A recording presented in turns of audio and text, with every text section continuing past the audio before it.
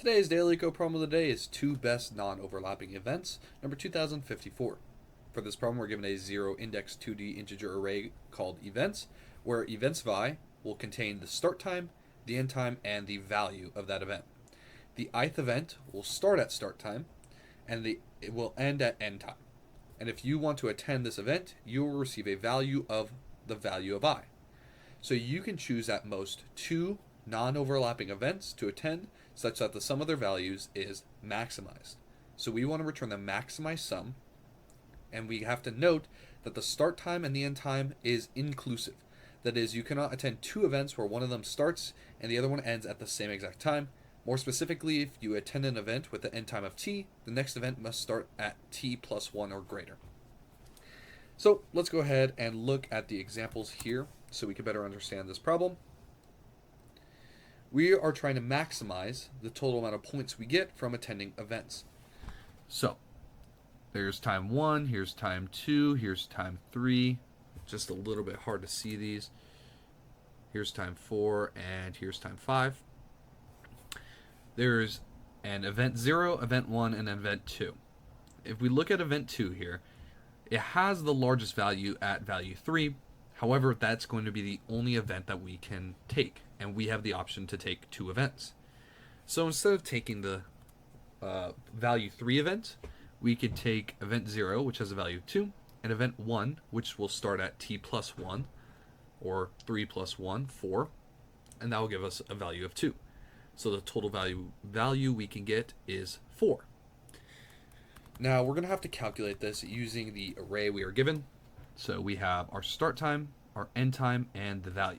So we're going to have to compare our start times and our end times between other values in the array to see what we can add up as our maximum value based off of those starting and ending times. So our approach for this problem. This problem is all about 1. Sorting the events by their start times. 2.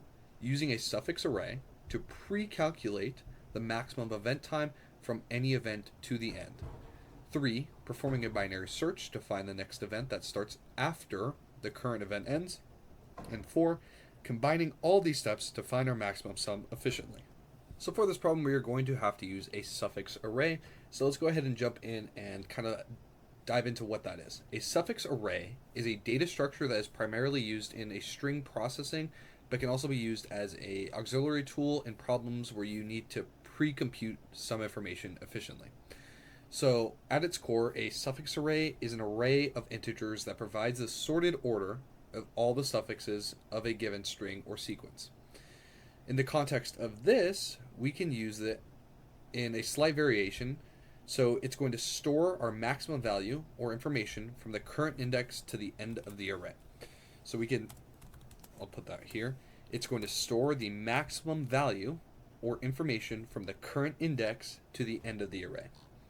So in a problem like this, the suffix maximum array helps pre-compute the maximum values from the current index to the end. It makes finding the best possible second event quicker and more efficient. So we can look at an example real quick. So as we traverse through this array, we're going to look at our current index and its value, and then we will compute the max that we can get from that value. So if we start at this index, we'll go to 1, and then we'll go to 4, and then we'll go to 7, and then we'll go to 2.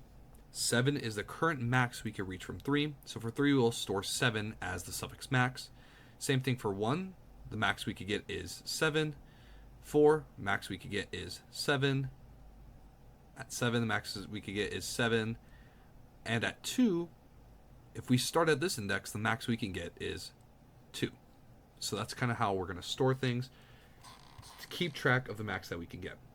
So let's go ahead and jump into the code. The first thing we're going to do is sort our events. And we are going to sort the events by the start time so we can efficiently search for the next non-overlapping event. So before we do that, we can first initialize an integer n equal to our events.length, just so we have that value stored. And then we're going to sort our events. So we'll do arrays.sort our events, and we're going to sort the element A and the element B by comparing. We're going to use a lambda function to compare A of 0, or A's start time, versus B's start time.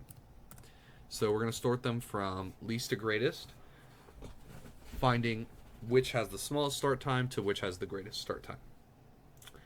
After that, we are going to use our suffix max array, and it's going to store the maximum event value from any index I to the end. This allows us to quickly find the best second event once we've chosen our first event. So, to do that, we'll have an integer array called our suffix max, and that's going to be equal to a new integer called of n. That's why we had it stored. So our suffix max of n minus 1, or the last element, is going to be equal to events of n minus 1, or the last element value. So events of n minus 1 is going to get the last element in events, and then it's going to get the value of that event. So currently our max at the last value is equal to the value at the last event in our array. Then we will go through and double check and update the maxes based off of what previous elements were there. So for each integer I, we'll start at the value n minus 2, since we already updated n minus 1. As long as I is greater than or equal to the value 0, I will decrease. So nothing can be greater than the suffix max of n minus 1 because that is the last element. It's like looking at, let's say this technically is the last event. So 2, once you finish this event, there's no more events. You can't get a higher event number. So event n minus 1 is going to already be at its max. But as we traverse backwards, we can find max values and update as we go. So our suffix max of I is going to be equal to math.max of events of I of 2. So we're going to go through each element in I backwards and get each of their values, and we'll compare that to the current suffix max of the next element. So suffix max of I plus 1. So we're starting at the last element. We're starting with 2 as the max element, and then we're going to traverse backwards and say, oh, okay, 3 is the new max element, and then traverse backwards. In this case, it doesn't have a previous element it can correspond to, since it would overlap with this 2 start time. But let's say there was another element right here. The suffix max for this element would be 3. So, using that, getting rid of that, we're going to move on to then, for each event, find the next non-overlapping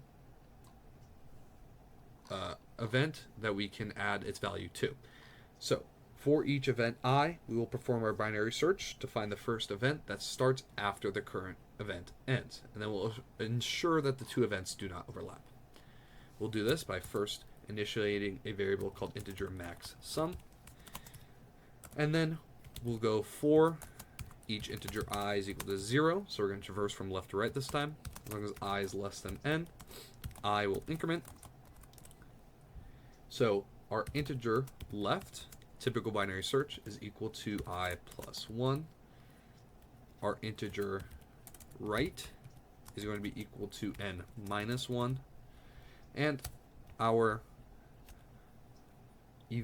next event index, so our next event index will be equal to -1, as we do not currently have a next event from where we're starting.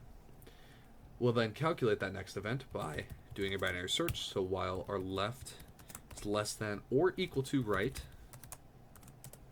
our integer mid will be equal to left plus right minus left divided by 2.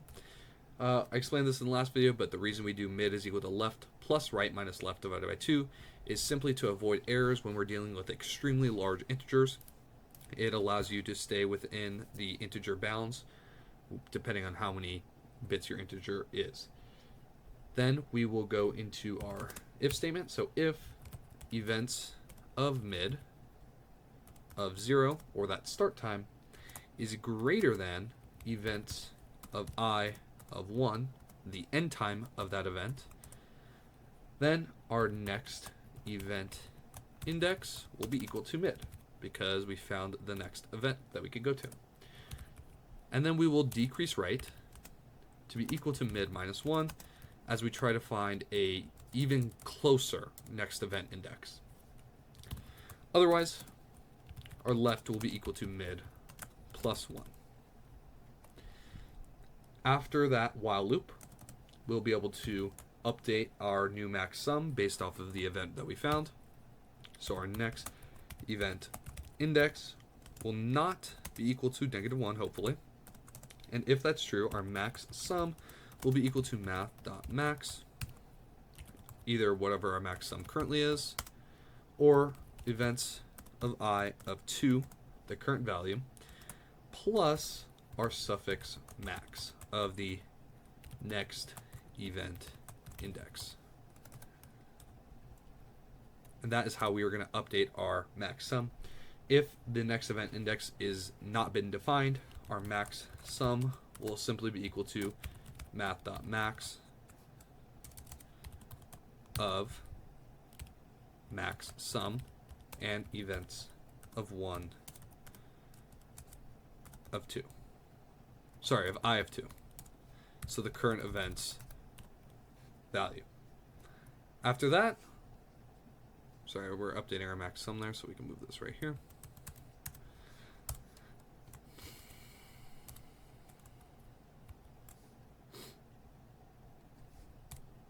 After that, we can simply return our max sum as we have found the max between the two events. So if we run this, pass our test cases, and if we submit it, it passes all solutions. Thank you, and follow for more daily LeetCode solutions.